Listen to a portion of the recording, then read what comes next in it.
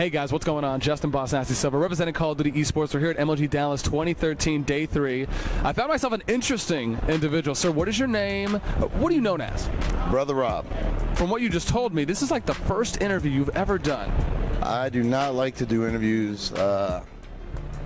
I like to keep my life inside the venue, not outside the venue. So yes, this is my first interview. I heard about you from Halo. That was like the area, that was the spot. So many Halo kids are always like, yo man, Brother Rob's so cool. Let's go over to the DP station. Let's have a great time. You almost seem kind of like Uncle Jesse, so to speak, to me. Like, you know, like you are the guy everyone knows. People like hanging out with you. I mean, is that kind of like what you get? I mean, you have like, I'm sure you've built so many awesome relationships over the years with some of the Halo players. And is that kind of like where you started?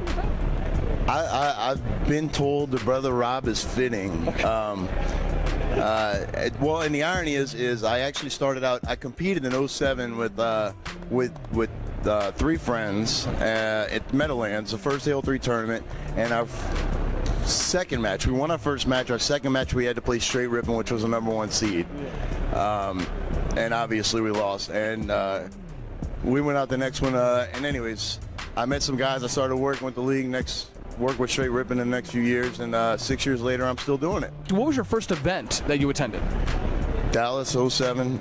Strong Side brought me in. Very, very good friend of mine. We still talk on the phone frequently. But I met Strong Side at a GameStop, along with Carbon and Final Boss, and Strong Side got me in. How many events have you been to?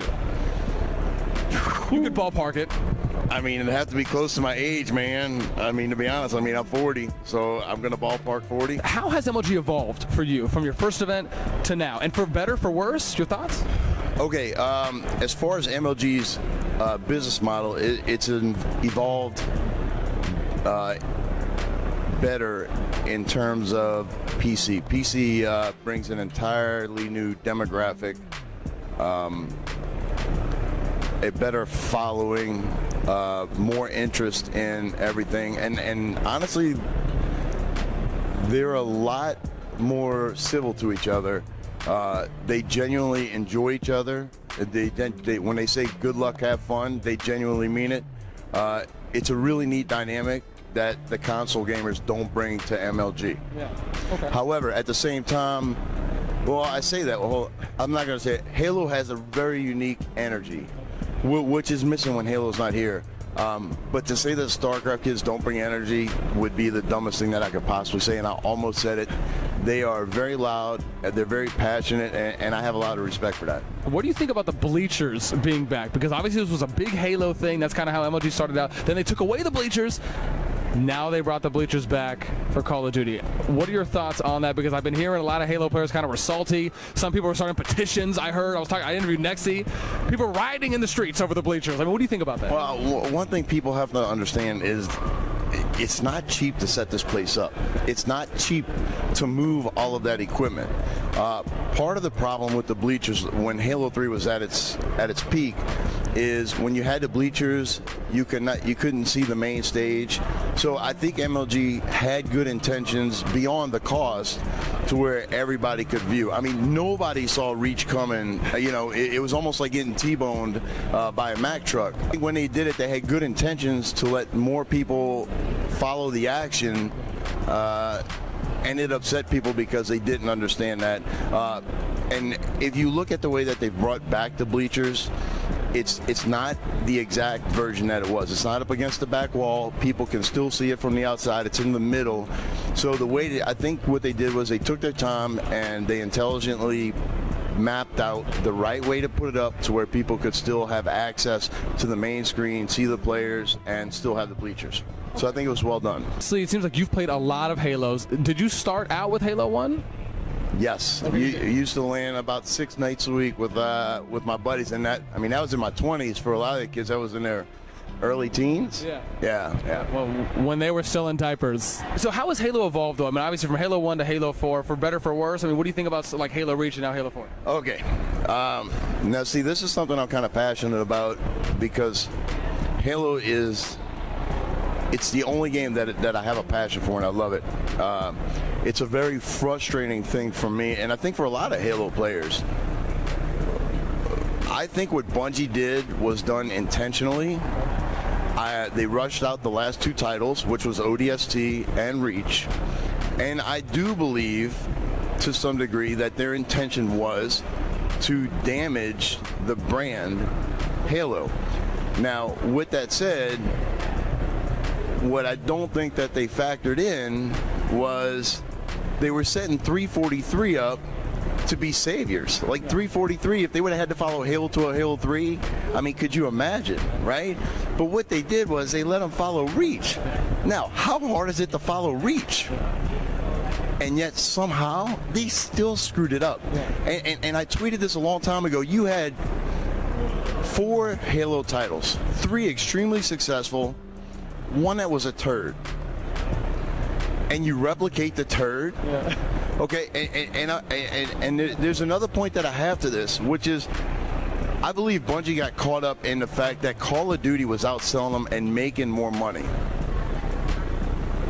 What Bungie failed to identify is they were not getting beat up in the development process. They were getting beat in the executive offices. The executive offices at Treyarch or whoever was making Call of Duty, I don't follow the game that well, but they planned out the timing of their releases, slight changes to the game, and what it did, it got more people to purchase. They didn't make a better game. So what Bungie ends up doing is they start taking aspects of the game thinking that's what they need to catch up, and sadly that's what 343 thought they had to do, when in fact they didn't have to do that. They had to take a page out of the book of the executive department, not out of the programming department. And in fact that leads us to the State of the Union, which is no Halo. And honestly, Halo 4 is not a horrible game. It's a fun casual game only. It is not a competitive game. It was done extremely poorly, and look, Gandhi, best man, and I got a lot of heat for everything I said. At the first TLN LAN for Halo Reach, I told Joe Pinecchio, Tots, Lunchbox, Roy, and T-Squared, I said, this game won't last a year. I can't watch it. It's not fun to play. Sadly, I turned out to be right. It didn't last year, and then Halo 4 comes along and they try to replicate it. Instead of making the changes that were necessary, I realize that MLG is not the majority, but what MLG creates, it creates a cult, right? And it creates a following like no other. And when you take that away, I mean, you know, I guarantee you, I don't know any statistics, but I guarantee you the DLC from Reach and Halo 4 are not even on the same atmosphere as the first few titles. So I think it's been pure execution. If it were up to me, I would honestly get every executive at 343 and I would fire every single one of them. And then I get the programmers in a room, I tell them how to fix it, I'd say get it right, and we move forward. The executives at 343 have no clue what they're doing. They hire the wrong people and they continue to ask the wrong questions. What do you think about Bravo getting hired by 343? Do you think that might be an okay step, or do you just feel like, you know, the damage is done, maybe we'll have to wait for Halo 5, but you know what, hey, it's still a good thing that we got someone from the esports community in there? Okay. Pause for water. I love Bravo. Bravo has absolutely been a positive for the community. I have concerns that they hire yes men. I own a small business. And I tell my office manager and I tell my staff, I don't want yes men. I want people to challenge me on a daily basis. I don't know what Bravo's doing. I don't know what's going on over there because I've lost interest. But what I do hope is that he is challenging them on the decisions that they're looking to make down the road. My fear is it's too little too late. And I'm going to tell you, I look at this Destiny, and I'm upset with Bungie. However, I got to tell you, I think Destiny could possibly be the end of Halo if Halo is not already over. I mean, look, and let me say this, I have a lot of friends who are still hanging on. It's like hanging on to that bad relationship when you know that girl's doing everything wrong nothing right. She won't dress right. She won't wash her backside. She won't put deodorant on. And they hang on just to hang on because they need something to hang on to. I would love to see some drastic changes, but I'm not holding my breath. The esports side of Halo. Obviously, we look at a game like Black Ops 2. We see League play, which is very similar to like League of Legends with their rating, with their ranking, their elo system that they have. We even now see CODcaster, which is very similar to like the spectator casting mode that League of Legends has too as well. It just seems like Black Ops 2 went from like 0 to hero. All the COD titles before it never had any esports features in it. Now Black Ops 2 has 2 primary esports features that are really pushing it, really accelerating it forward. Halo, we've never seen a CODcaster, we've never seen a League play. I mean, obviously they had the MLG playlist, but it didn't really, there was never like a corresponding leaderboard to show you like, hey, here's the top teams. Awesome, let me go Google them to find out more about them. Do you feel that these features possibly are also hurting Halo on the esports side? Okay, I think now listen, I'm going to come out and say I am not a Call of Duty fan. On the short end, I'll tell you why. I don't like going into matchmaking, running around with a pistol and a short-range assault rifle when somebody's got a BR, DMR, and a sniper rifle across the map killing me. I don't want to put in 40 hours to be able to compete on a level playing field. So Call of Duty is not fun for me. However, with that said, I do think that the people at Treyarch are making the most out of what they have. If Halo had the type of decision making that Treyarch has, then I do believe that we would absolutely be in a better position. But listen, they had a lot of good teams here for Black Ops. I'm not knocking Black Ops. The crowd doesn't hold the energy that the Halo crowd held. I'd like to see them get a little more into it. Maybe it's not them. Like it's not in their DNA to get excited. Maybe the game doesn't bring the type of excitement that Onslaught, Midship, Pit, Narrows, whatever it is. The list goes on and on. 4 or 5 shots to kill compared to just like 1 or 2. Well, and it also seems like in COD, from what I can tell, again, I don't play a lot, but you shoot in a general area. As in Halo, your reticle, or even across the map, you can zoom in and you can shoot at certain parts of the body, 3 to the body, 1 to the head. And COD, it seems like you're shooting at a certain area. To me, that skill set is not fun for me to play. Okay. Is your arm getting tired? I gotta keep rotating, man. It's intense. I'm holding this up, but it's like, oh my god, the bicep, it's stretching. Dumbbell. Oh, I know, man. I know. I'm kind of scrawny. I try push-ups. They're hard. Possibly 343 might need some new blood. No, 343 needs to fire every single executive.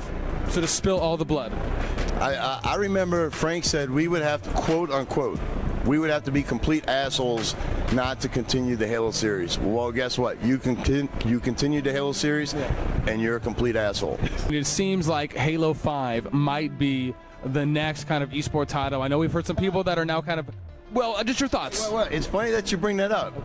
Because since September 2010, I have come to the realization that when you buy a Halo title, you're not buying a great game. You're basically buying hope and nothing more. You're buying hope. You nerds. I watched some of your videos, right? Okay. And look, a year ago, I wouldn't have sat down with you.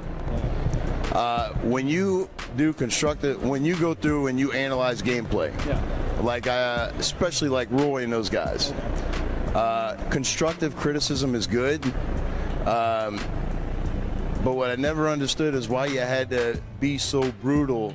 If you're trying to teach people, it would seem to me the right way is constructive criticism. I haven't watched it lately because I don't keep up with the games. I have a son now, but if you do analyze gameplay, constructive criticism, I think will get more people to understand what you're trying to say, as opposed to fussing at the player.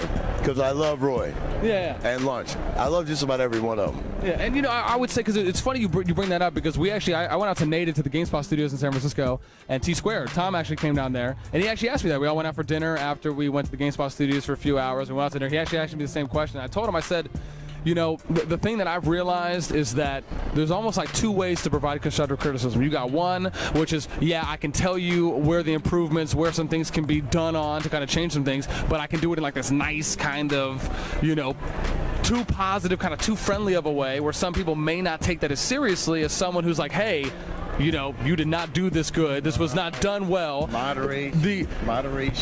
Yeah.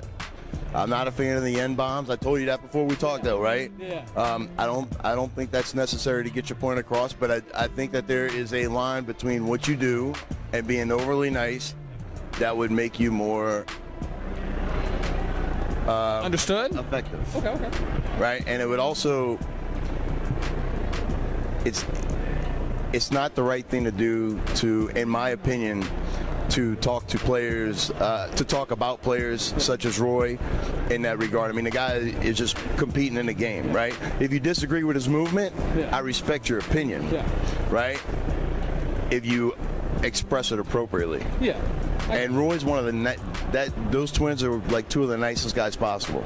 Never said a bad word about any of you. Yeah. So I'm saying if you express it the right way, then something good can come out of it. Itself, and back then, you know, on Xbox, and possibly even still now, you know, there's just so much fussing, so much bickering, so much derogatory language. I mean, there's just so much R-rated, X17, whatever you want to call it, right? And that's obviously why a lot of parents now just kind of take away the headset from their kids when they play online. And so, you know, I think from that point, kind of growing up in that atmosphere, and again, this was like right after Xbox Live came out too at the time. And, you know, obviously there's still a growing process that's happening. And I feel like at that time, you know, everyone just kind of had this whole idea of, oh, awesome, I get to go on here and make my own alias. I get to be someone else. I get to do whatever I want. I get to say whatever I want. No repercussions, nothing. But then you start showing up at these events and, you know. Oh, yeah, I've had a few of them. However, I'm going to call you out on one.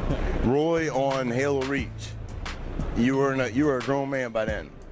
Oh yeah, and That's what I'm talking about, right? Yeah, I think it was my one that has like 5 or 7, 8, 10,000 views that I have. And the thing for me, I'll tell you this, I don't regret anything that I've said when it comes to the constructive criticism part to as far as the improvement part. Yeah, I could agree maybe some of the words that I used back then may not have been the most, I guess, professional. But then again, you know, it's not like I was trying to go for like professional. I was trying to go for comedy, for entertainment. And yeah, sure, some people may disagree with my word choice ultimately, and you know, I respect that obviously. But once again, you know, it's not like for me, the way I look at it is that when I use that kind of a word, it wasn't like I came out and used like the ER, the racist version. You know, a lot of people now today in context and conversation use that word as a term of endearment of like, hey, here's my friend, here's my homie, here's my boy, here's my essay, here's my partner, here's my cuz. You know, so for me, that's just kind of how I saw the word being used. And obviously a lot of people just, I guess they just kind of have like the negative part in their mind and they're like, oh man, this word is like the devil. Let's just. I'm not going to disagree with you, but when you get to 8 to 10,000 views, is that right? Is that what you said? Yeah. Okay. Me, I would take that as a personal responsibility to set an example. Now, look, I know probably half of the people who just saw that calling me gay. You know, it is what it is. All I'm saying is that it's bad enough to sit in here and see these kids disrespectful and feel entitled. That I think that if you're getting that many people watch you, that you almost have a personal responsibility to set the right example, in my opinion. Oh, I completely agree. And it's funny you say that because I can't even remember the last time I even, you know, dropped one of those funny bombs, you know, in a while, and it probably has. I mean, I probably haven't even used that kind of stuff or some of those kind of language. I've realized that, you know, there's obviously a line, you know, always. There's always going to be a line no matter kind of what you do, what you talk about, who you talk to, who you meet, and obviously different people are going to react differently when you're interviewing them. And so for me, that's kind of one of the awesome reasons or big reasons why I wanted to get into doing media coverage, interviewing fantastic individuals like yourself. And this is exclusive, man. I mean, this is like first time. This is like crumb della. Crumb, I don't know that French stuff. Hate messages will be flying on Brother Rob in a matter of 2 hours. They're like, man, why didn't Rob get an interview with me, man? Why is he doing with bossnasti first? I'll tell you why I did this. When he asked me to do this, I'm going to go ahead and say this. I did some due diligence. I asked several people. I even took to Twitter, and I asked. So I didn't just do this without putting some thought into it. Again, had it been 8, 12 months ago, I would not have had this conversation. But I got some positive feedback on that you've been going in the right direction. How's that? So that's a credit to you. I got you. How's that? I'll take one step. You know, at least we see the stories happening where, like, you know, some people will start off with kind of like bad cred, but then they like build themselves up. But it's kind of like this underdog story compared to, like, you have someone who's like this really just like pretty nice boy, never done anything bad in his life, and all of a sudden you find out that he was like cheating with his mate or something like that, you know, and then it's like, oh, and it's all gone to hell and whatnot. So, but you know, I mean, I don't know how much you may agree with that or not. But. No, I agree. I've always said I don't want to be on my deathbed and wonder if I did right by my wife or right by other people. So I know I've lived my life right by other people, even though the kids that I haven't been able to let in the booth wouldn't agree. I've only had about 2 or 3 incidents in 6 years. But I agree with that. Yeah, you definitely evolve. Mature, grow up, you know, and I mean, for me, it's a progression thing. I'm always looking to take feedback, and even from what you said, I think that's great that at least people notice, you know, that, you know, I was doing this one thing and now I'm doing another thing. And has anybody ever confronted you with that? You know, some people have. Oh yeah. That's good. I don't think anybody has the balls to do it. Let me phrase it the right way. Yeah. Like, I didn't come at you with hate. Came at you with a conversation. Okay, yeah, that's true. Yeah. That's true. I mean, like, you were curious. You're like, hey, you know what? Let me find out if this is how he really is, or if not. Fair enough. You know, and it was like the chance was given, the opportunity. You were like, you know what? I'm open to see. You know, let me do a trial run. I'll put him on a probation period, 90 days, and then we'll see if I can give him a raise. Is there anything that you just want to say to people? I mean, there's got to be something on your mind that maybe has happened at events or maybe outside of events that you've just been like, oh my God, here's my platform. I finally can say it. Well, I've been lucky enough to meet some incredible guys, and just about every pro that's come through Halo, 90% of them I have an extremely close relationship with. I will say this. I really wish the hate would stop. And look, the reason I say that is, you know, and look, Halo doesn't have the community it did, so, you know, I'm speaking back then, and maybe for the Call of Duty crowd, what I don't understand is you hate on the guys you game with, but if I took that game away from you, you wouldn't have anything. Yeah. Most of you, right? What I don't understand about that aspect is why do you feel like you have to get online and torture somebody who's wearing a headset? And I realize it's easy to be a badass when you're hiding behind a keyboard or you're hiding behind a microphone, because you know what? I've had a kid call me some pretty rough names, and when he met me in person, aptitude. Oh. It was aptitude. Oh. And he shriveled up like a worm. There you go. I said crawled in that fetal position, just. Yeah, but and you know, and he was cool, but I was just like, you know, and I don't hold that against people, but I don't understand why they take that approach to the way they communicate with other people. Some people just don't even like, they're just like, where's the line? I didn't even see where I crossed it. There's no reason for it. Yeah. There's no reason. Look, listen, Predator made some bad choices in the past. Yeah. I used to talk to Predator about making better decisions, and guess what? He's a good kid now. He's on my friends list. We get along. I don't stay closed-minded to anybody. I think just about every person that knows me knows that that's a fact.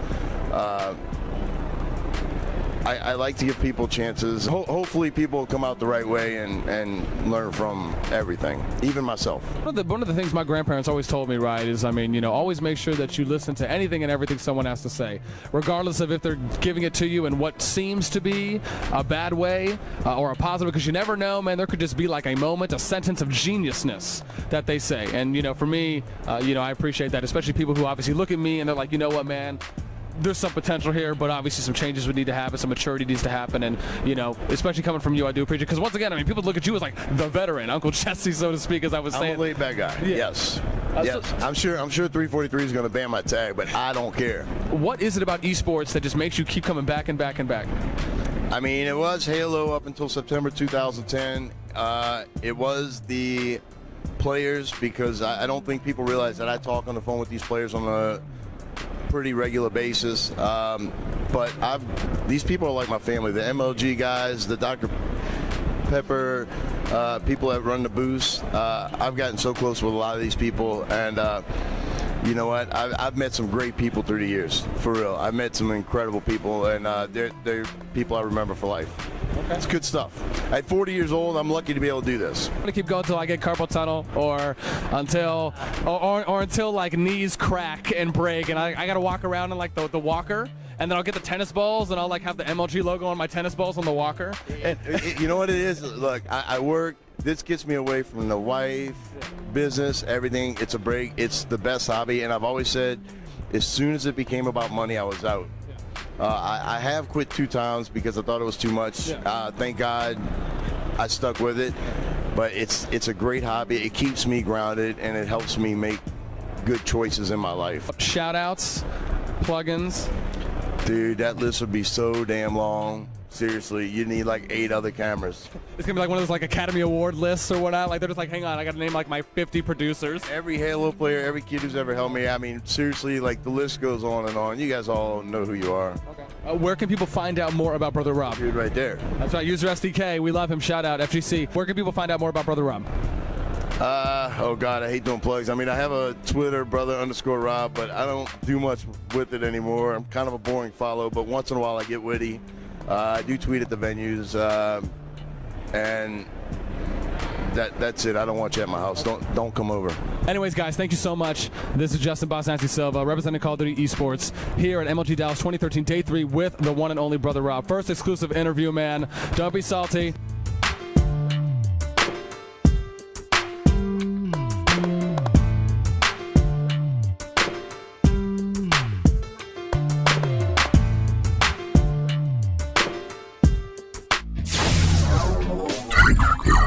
Bike lane.